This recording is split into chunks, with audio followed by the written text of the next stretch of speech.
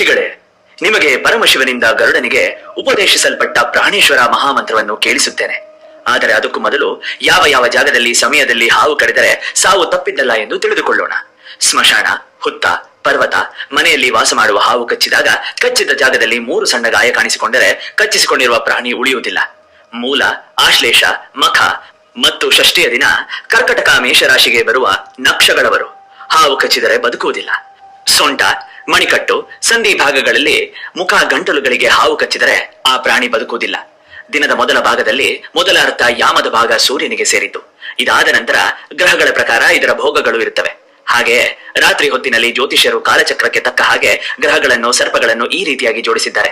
ಆದಿಶೇಷ, ಸೂರ್ಯ, ವಾಸುಕಿ, ಚಂದ್ರ, ತಕ್ಷಕ, ಮಂಗಳ, ಕಾರ್ಕೋಟಕ, ಬುಧ, ಪದ್ಮ, ಗುರು, ಮಹಾಪದ್ಮ, ಶುಕ್ರ, ಶಂಕ, ಶನಿ, ಕುಲಿಕ, ರಾಹು.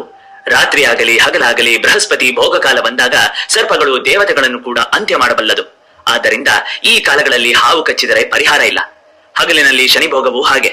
ರಾತ್ರಿ ಹಗಲಿನ ಎಣಿಕೆ 30 ಗಡಿಗಳಲ್ಲಿ ಇರುತ್ತದೆ. ಈ ಲೆಕ್ಕವನ್ನು ಅನುಸರಿಸಿಕೊಂಡು ನಿರ್ಮಿಸಿರುವ ಕಾಲಚಕ್ರದಲ್ಲಿ ಚಂದ್ರ ಪಾಡ್ಯದ ದಿನ ಕಾಲಿನ ಕಿರುಬೆರಳಿನಲ್ಲಿ, 2ನೇ ದಿನ ಕಾಲಿನ ಮೇಲೆ, ತೃತೀಯ ದಿನದಂದು ಮೊಳಕಾಲಿನ ಮೇಲೆ, ಚೌತಿಯ ದಿನ ಅದಕ್ಕೂ ಮೇಲೆ, ಪಂಚಮಿಯ ದಿನ ತೊಡೆಯ ಮಧ್ಯದಲ್ಲಿ, ಷಷ್ಠಿಯ ದಿನ ನಾಭಿಯಲ್ಲಿ, ಸಪ್ತಮಿ ದಿನ ಎದೆಯ ಮೇಲೆ, ಅಷ್ಟಮಿ ದಿನ ಸ್ಥಳಗಳ ಮೇಲೆ, ನವಮಿಯ ದಿನ ಗಂಟಲಿಗೆ, ದಶಮಿಯ ದಿನ ಮೂಗಿನ ಮೇಲೆ, ಏಕಾದಶಿಯ ದಿನ ಕಣ್ಣುಗಳಲ್ಲಿ, ದ್ವಾದಶಿಯ ದಿನ ಕಿವಿಗಳಿಗೆ, ತ್ರಯೋದಶಿ ದಿನ ಹುಬ್ಬಿನ ಮಧ್ಯೆ, ಚತುರ್ದಶಿ ದಿನ ಹಣೆಯ ಮೇಲೆ, ಪೌರ್ಣಮಿ ಅಮಾವಾಸ್ಯೆಯ ದಿನ ತಲೆ ಮೇಲೆ ವಾಸವಾಗಿರುತ್ತಾನೆ. ಚಂದ್ರನಿರುವ ಜಾಗದಲ್ಲಿ ಹಾವು ಪ್ರಾಣಿಯ ಅಂಗದ ಮೇಲೆ ಕಚ್ಚಿದರೆ ಆ ಪ್ರಾಣಿಯನ್ನು ಬದುಕಿಸಬಹುದು. ಮೂರ್ಛೆಯಿಂದ ಜ್ಞಾನ ಬರುವುದು ತಡವಾಗಬಹುದು. ಆದರೆ ಸಾಧಕನು ಶರೀರ ಮರ್ಧನದಿಂದ ಆ ಪ್ರಾಣಿಯನ್ನು ಬದುಕಿಸುತ್ತಾನೆ. ಓಂ ಹಂ ಸಂ ಎನ್ನುವ ಸ್ಫಟಿಕದಂತ ಬೀಜಯುಕ್ತ ಮಂತ್ರವನ್ನು ಸಾಧನೆ ಮಾಡಿದವನಿಗೆ ಇದೇ ಪರಮ ಮಂತ್ರ. ವಿಷರೂಪದಲ್ಲಿರುವ ಪಾಪವನ್ನು ನಾಶ ಮಾಡುವ ಶಕ್ತಿ ಹೊಂದಿರುವ ಈ ಮಂತ್ರವನ್ನು ಹಾವು ಕಚ್ಚಿದ್ದರಿಂದ ಮೂರ್ಛಿತವಾಗಿರುವ ಪ್ರಾಣಿಯನ್ನು ಎಚ್ಚರಗೊಳಿಸಬಹುದು. ಇದರಲ್ಲಿ 4 ಪ್ರಕಾರಗಳಿವೆ. ಮೊದಲನೆಯದು ಬೀಜ ಬಿಂದುವಿನಿಂದ, 2ನೆಯದು 5 ಸ್ವರಗಳಿಂದ, 3ನೆಯದು 6 ಸ್ವರಗಳಿಂದ, 4ನೆಯದು ವಿಸರ್ಗದಿಂದ ಕೂಡಿರುತ್ತದೆ. ಪ್ರಾಚೀನ ಕಾಲದಲ್ಲಿ ಪಕ್ಷಿರಾಜನಾದ ಗರುಡನು ಲೋಕವನ್ನು ಸರ್ಪಗಳಿಂದ ರಕ್ಷಿಸಲು ಓಂ ಕೃಕಲೆ ಸ್ವಾಹ ಎನ್ನುವ ಮಂತ್ರವನ್ನು ಪ್ರಸಾದಿಸಿದ್ದಾನೆ.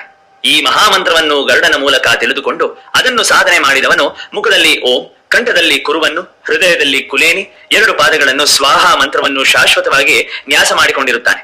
ಈ ಮಂತ್ರವನ್ನು ಬರೆದಿದ್ದ ಮನೆಗಳಲ್ಲಿ ಹಾವುಗಳು ಬರುವುದಿಲ್ಲ. ಒಂದು ಸೂತ್ರದ ಪ್ರಕಾರ ಈ ಮಂತ್ರವನ್ನು 100 ಸತಿ ಹೇಳಿದವರಿಗೆ ಸರ್ಪ ಭಯವಿರುವುದಿಲ್ಲ. ಹಾಗೆಯೇ ಈ ಮಂತ್ರದಿಂದ ಅಭಿಮಂತ್ರಿಸಿದ ಸಕ್ಕರೆ ನೀರನ್ನು ಮನೆಯಲ್ಲಿ ಚೆಲ್ಲಿದರೆ ಅಲ್ಲಿ ಕೂಡ ಹಾವುಗಳು ಇರುವುದಿಲ್ಲ. ದೇವತೆಗಳು, ಅಸುರರು ಈ ಮಂತ್ರವನ್ನು 7 ಲಕ್ಷ ಸತಿ ಜಪಿಸಿ ಮಂತ್ರಸಿದ್ಧರಾಗಿದ್ದಾರೆ. ಒಂದು ಅಷ್ಟದಳ ಪದ್ಮವನ್ನು ಬರೆದು ಓಂ ಸುವರ್ಣ ರೇಖೆ ಕುಕ್ಕುಟ ವಿಗ್ರಹ ರೂಪಿಣಿ ಸ್ವಾಹ ಎನ್ನುವ ಮಂತ್ರದ ಅಕ್ಷರವನ್ನು ಒಂದೊಂದು ದಳದ ಮೇಲೆ ಬರೆಯಬೇಕು. ನಂತರ ಓಂ ಪಕ್ಷಿ ಸ್ವಾಹ ಎನ್ನುವ ಮಂತ್ರದಿಂದ ಅಭಿಮಂತ್ರಿಸಿದ ಜಲದಿಂದ ಹಾವು ಕಚ್ಚಿದವರಿಗೆ ಸ್ನಾನ ಮಾಡಿಸಿದರೆ ವಿಷ ದೂರವಾಗುತ್ತದೆ. ಓಂ ಪಕ್ಷಿ ಸ್ವಾಹ ಎನ್ನುವುದು ಕೂಡ ಸಾಧಕರ ಪಾಲಿಗೆ ಕಲ್ಪವೃಕ್ಷ. ಈ ಮಂತ್ರದಿಂದ ತೋರು ಬೆರಳಿನಿಂದ ಕಿರು ಬೆರಳಿನವರೆಗೆ ಕರನ್ಯಾಸ, ಮುಖ, ಹೃದಯ, ಲಿಂಗ, ಪಾದ ಭಾಗಗಳನ್ನು ಅಂಗನ್ಯಾಸ ಮಾಡಿರೋ ವ್ಯಕ್ತಿಯ ನೆರಳಿಗೆ ಮತ್ತು ಕನಸಿನಲ್ಲಿ ಕಾಣಿಸುವುದಕ್ಕೂ ಹಾವುಗಳು ಭಯಪಡುತ್ತವೆ. ಈ ಮಂತ್ರವನ್ನು 1 ಲಕ್ಷ ಬಾರಿ ಜಪಿಸಿ ಸಿದ್ಧಿಯನ್ನು ಪಡೆದುಕೊಂಡ ವ್ಯಕ್ತಿ ಹಾವು ಕಚ್ಚಿರುವ ವ್ಯಕ್ತಿಯನ್ನು ಕೆಕ್ಕರಿಸಿ ನೋಡಿದರೆ ಸಾಕು, ವಿಷವು ಹೊರಗೆ ಬಂದು ಬಿಡುತ್ತದೆ. ಓಂ ಹ್ರೀಂ ಹೌಂ ಹೀಂ ಬ್ರೀಂ ಭೀರುಂಡಾಯ ಸ್ವಾಹ. ಈ ಮಂತ್ರ ಸಾಧಿಸಿದವನು ಈ ಮಂತ್ರವನ್ನು ಸರ್ಪ ಕಚ್ಚಿರುವ ವ್ಯಕ್ತಿಯ ಕಿವಿಯಲ್ಲಿ ಜಪಿಸಿದರೆ ವಿಷದ ಪ್ರಭಾವ ಕ್ಷೀಣಿಸುತ್ತದೆ. ಇದು ಇನ್ನೊಂದು ರೀತಿಯ ಸಾಧನೆ.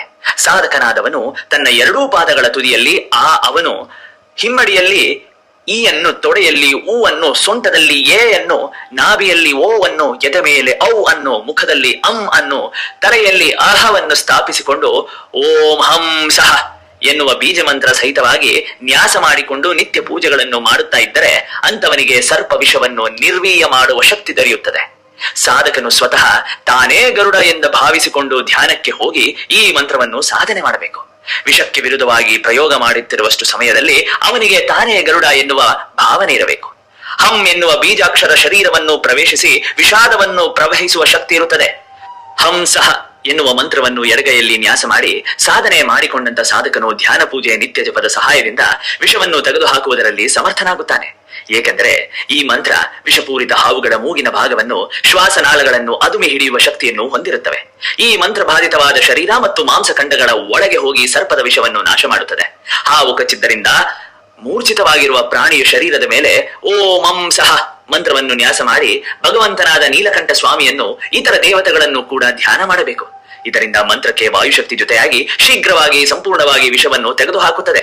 ಪ್ರತ್ಯಾಂಕಿರ ಬೇರನ್ನು ಅಕ್ಕಿ ತೊಳೆದ ನೀರಲ್ಲಿ ನೆನೆಸಿ ರೋಗಿಯ ಬಾಯಿಗೆ ಹಿಡಿದರೆ ವಿಷದ ಪ್ರಭಾವ ಕಡಿಮೆ ಆಗುತ್ತದೆ. ಪುನರ್ವ, ಪ್ರಿಯಂಗು, ವಕ್ತ್ರಜ, ಬ್ರಾಹ್ಮಿ, ಶ್ವೇತ ಬೃಹತಿ, ಕೂಷ್ಮಾಂಡ, ಅಪರಾಜಿತ ಬೇರು, ಗೇರು, ಕಮಲಗಟ್ಟ, ಫಲ ಇವೆಲ್ಲವನ್ನು ನೀರಿನಲ್ಲಿ ಹಾಕಿ ಚೆನ್ನಾಗಿ ಹಿಂಡಿ ಹಿಟ್ಟಿನ ಜೊತೆ ಬೆರೆಸಿ ಒಂದು ಲೇಪನವನ್ನು ತಯಾರು ಮಾಡಿ ಅದನ್ನು ಹಾವು ಕಚ್ಚಿರುವವನ ಶರೀರದ ಮೇಲೆ ಹಚ್ಚಿದರೆ ವಿಷದ ಪ್ರಭಾವ ಕಡಿಮೆ ಆಗುತ್ತದೆ. ಹಾವು ಕಚ್ಚಿದ ತಕ್ಷಣ ಆ ವ್ಯಕ್ತಿಗೆ ಬಿಸಿ ನೀರನ್ನು ಕುಡಿಸಿದರೆ ವಿಷ ಪ್ರಭಾವ ನಿಧಾನವಾಗುತ್ತದೆ. ಹಾಗೆಯೇ ಶ್ರೀಶವೃಕ್ಷ ಪಂಚಾಂಗಗಳನ್ನು ಅಂದರೆ ಎಲೆ, ಹೂವು, ಹಣ್ಣು, ಬೇರು ಮತ್ತು ತೊಗಟೆಯನ್ನು ಗಾಜರ ಬೀಜದ ಜೊತೆ ಪುಡಿ ಪುಡಿ ಮಾಡಿ ಕಷಾಯ ಮಾಡಿ ಸ್ವಲ್ಪವನ್ನು ಕುಡಿಸಿ ಸ್ವಲ್ಪವನ್ನು ಶರೀರಕ್ಕೆ ಹಚ್ಚಿದರೆ ಸರ್ಪ ಕಚ್ಚಿದವರಿಗೆ ವಿಷದಿಂದ ಬಿಡುಗಡೆ ಸಿಗಬಹುದು. ಓಂ ಈಂ ಹಂ ಹ ಎಂದು ಹೇಳುತ್ತಾ ಹೃದಯ ಲಲಾಟದಲ್ಲಿ ಸಾಧನೆ ಮಾಡುವ ಸಾಧಕರಿಗೆ ಸರ್ಪಗಳು ವಶಕ್ಕೆ ಬರುತ್ತದೆ. ಈ ಮಂತ್ರವನ್ನು ವಿದ್ಯುಕ್ತವಾಗಿ 15,000 ಜಪಿಸಿದವರು ಗರುಡನ ಹಾಗೆ ಸರ್ವಗಾಮಿ, ಕವಿ, ವಿದ್ವಾಂಸರು ಮತ್ತು ವೇದ ಪಂಡಿತರು ಆಗಬಹುದು, ದೀರ್ಘಾಯುಷಿಗಳು ಆಗುತ್ತಾರೆ ಎಂದು ಹೇಳಿ ಸರ್ಪಗಳ ಬಗ್ಗೆ ವಿವರವನ್ನು ಕೊಟ್ಟು ಮುಂದಿನ ಭಾಗವನ್ನು ತಿಳಿಸುತ್ತೇನೆ ಎಂದು ಹೇಳುತ್ತಾನೆ.